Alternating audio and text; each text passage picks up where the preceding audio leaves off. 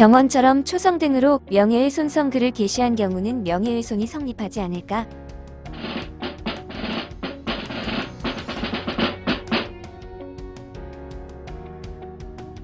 명예훼손이란 형법 제307조에서 규정하는 범죄로서 공연히 허위사실 또는 사실을 적시하여 타인의 명예를 훼손하는 범죄로 정의된다. 그런데 상대방의 표시를 초성 등으로 표기하였을 경우에도 명예훼손이 될 수 있을까?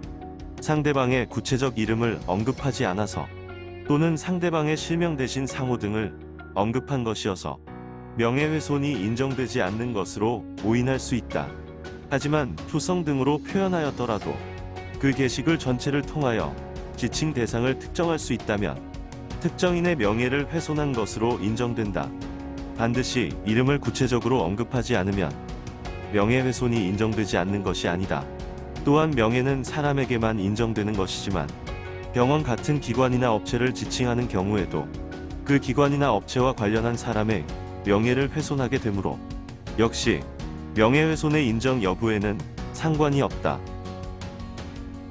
실제 사실을 게시한 경우도 명예훼손이 될 수 있다.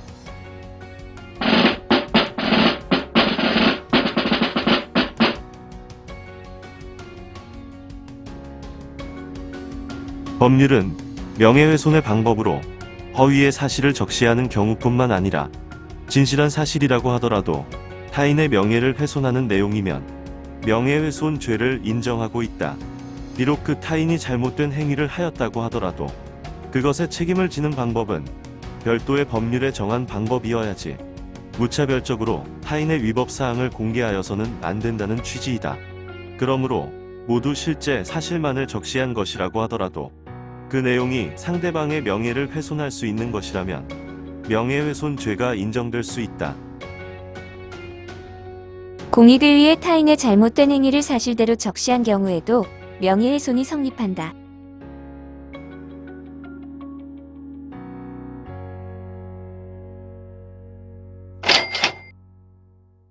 형법 제310조는 명예훼손죄와 관련하여 위법성 조각의 예외를 인정하고 있다. 모든 비방글이 명예훼손인 것이 아니라 사실을 있는 그대로 적시하되 공공의 이익을 위해서 적시한 경우에는 그것이 비록 타인의 명예를 훼손하는 경우라고 하더라도 위법성이 없다고 인정되는 것이다. 여기에서 공공의 이익의 범위에 대하여 대법원은 광범위하게 인정하고 있는데 우리 사회 전체의 이익뿐만 아니라 특정 집단의 이익도 공익으로 인정하고 있다. 예를 들어 애견 동호회 회원들의 공익에 부합하는 경우라도 공익성이 인정되는 것이다. 그리고 이러한 위법상 조각은 적시한 내용이 진실한 사실인 경우에만 인정되는데 대법원은 적시한 내용 중 세부적인 부분에서는 사실과 다른 부분이 있더라도 전반적인 내용이 사실에 부합한다면 위법성 조각의 대상이라고 판단하였다. 타인에 대한 원색적인 욕설은 명예훼손죄가 인정된다.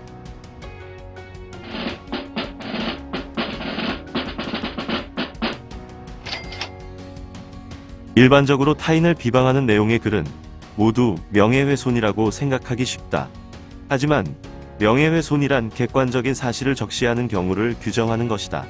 즉 어떤 사실을 설명하는 글이 명예훼손의 대상이며 그와 달리 격앙된 감정을 표현하는 글은 애당초 명예훼손의 대상이 되지 않는다. 그렇다고 욕설 등이 위법하지 않은 것은 아니다. 타인에 대한 나쁜 감정을 표현한 글은 명예훼손이 아니라 모욕죄의 대상이 된다.